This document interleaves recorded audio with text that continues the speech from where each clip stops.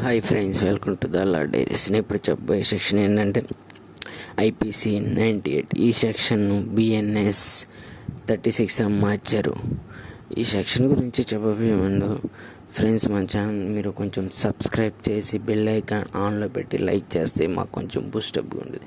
దయచేసి సబ్స్క్రైబ్ చేయరా ప్లీజ్. ఈ సెక్షన్లోకి వెళ్దాం.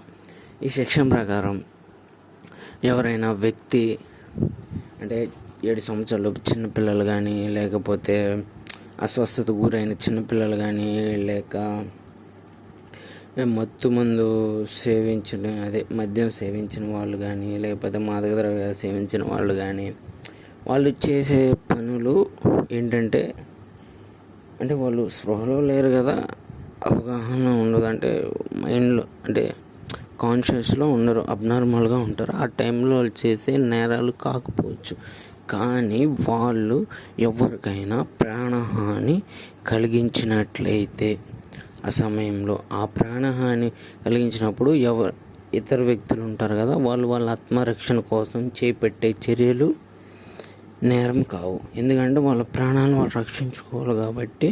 వాళ్ళు మత్తులో ఉన్నారు, మద్యం తాగున్నారు, లేకపోతే మత్తు పదార్థాలు తీసుకున్నారు, లేకపోతే చిన్నపిల్లలు అవి ఉండొచ్చు, లేకపోతే వాళ్ళు మానసికంగా అన్స్టేబుల్ అయి ఉండొచ్చు. కానీ వాళ్ళు చేసే చర్యలు ఎవరికైనా ధన మాన ప్రాణములకు హాని కలిగిస్తే వాళ్ళు ఉంటారు కదా వేరే వ్యక్తులు, వాళ్ళ నుంచి కాపాడుకోవటానికి మనం చేసే చర్యలు ఏమైనా సరే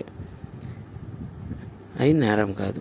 ఒక ఎగ్జాంపుల్ ఏంటంటే, అనే పిచ్చివాడు జడ్ అనే వ్యక్తిని చంపడానికి వచ్చాడు. అతను పిచ్చివాడే, కానీ అతను చేసేది నేరం కాదు. ఎందుకంటే అతను చేసేది నేరం కాదు కాబట్టి. కాకపోతే ఏంటంటే జడ్ అతను రక్షించుకోవటానికి గాయపరచవచ్చు, లేక కొన్ని పరిస్థితుల్లో చంపేయచ్చు. కానీ అది ఎటువంటి నేర కిందకి రాదు, అంటే హత్య చేసినట్టుగా రాదు. ఎందుకంటే అతను ఆత్మరక్షణ కోసం మాత్రమే ఆ పని చేసి ఎటువంటి చర్యలకు ఎటువంటి శిక్ష ఉండదు.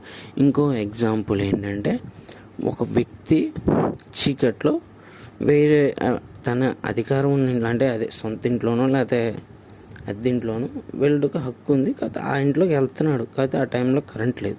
ఆ సమయంలో ఏంటంటే ఇంటి యజమాని ఎవరో దొంగ అనుకొని అతన్ని మీద దాడి చేయబడాడు. ఆ సమయంలో అతను రక్షించుకోవటానికి అనే వ్యక్తి అతను రక్షించుకోవడానికి ఇంటి యజమాని మీద దాడి చేశాడు. అటువంటి చర్య నేరం కిందకి రాదు. ఎందుకంటే అతను కావాలని చేసింది కాదు కాబట్టి అతను దాడి చేయడానికి వచ్చినప్పుడు ఏంటంటే ఇతను ఆత్మరక్షణ కోసం ఆ చర్య చేశాడు తప్పితే కావాలని కాదు కాబట్టి ఇది ఎటువంటి నేరం కిందకి రాదు.